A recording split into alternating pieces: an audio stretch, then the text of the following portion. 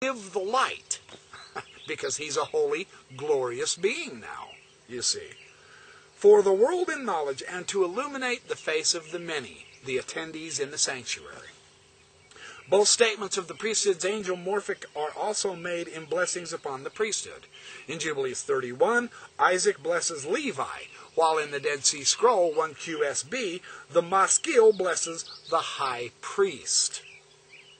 In Jubilees 31, the blessing of Levi precedes that of Judah, just as in the Dead Sea Scroll document, the blessing of the high priest precedes the blessing of the royal prince of the congregation. In 428, the priest is to glorify God's name. There are only a few biblical texts where humans are to do so. And perhaps significant, Malachi 2:2 is the only instance where this is the priest's vocation. In Malachi 2, it's provided the biblical basis for the angelomorphic priesthood in Jubilees 31:14. You see, the Bible, the Old Testament, is the basis of the Qumran community's theology of the deification of mankind and the council of the gods, reflected on earth as it is in heaven. This is fantastic stuff. This is just astounding. The high priest is both functionally and ontologically angelic. Ontologically means that is the basis of his reality. This is the basis of our nature. We are not human, separated from the divine. We are divine who have fallen away from the glory because of the fall of Adam. That's what the Dead Sea Scroll teaches. That's what the Bible teaches. That's Mormonism's doctrine. He says this on page 309. This is powerful. In line 26, he is to cast lots with the angels of the presence. Notice the plural here. This casting of lots should be understood in relation to the covenant renewal ceremony. And then there are the sons of light, of course. The priest echoes the role of the prince of lights, and he is to give light to the righteous.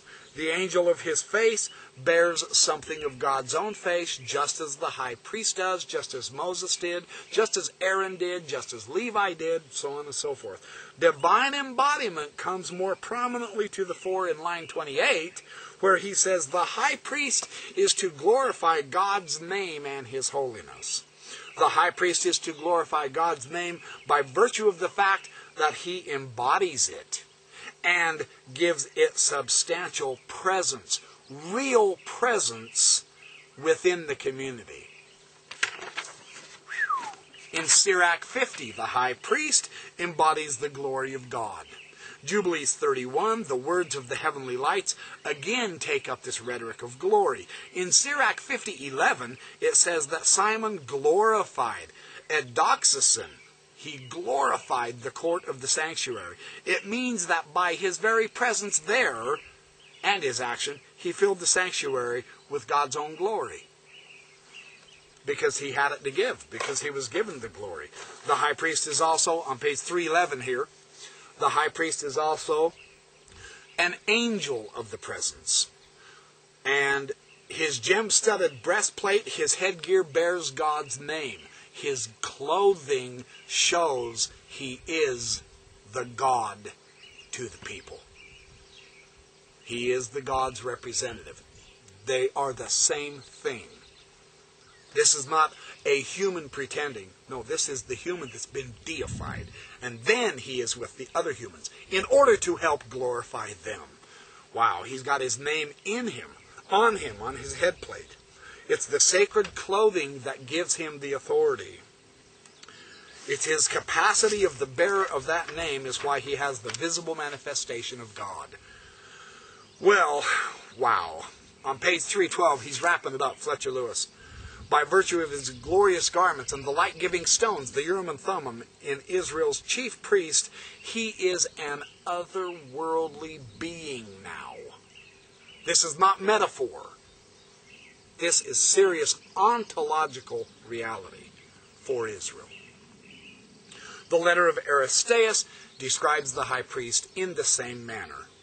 He has the diadem on his head. He has the clothing of the high priesthood because his appearance makes one awestruck. It's dumbfounding. A man would think that either the high priest or the viewer had come out of this world into another one, he says.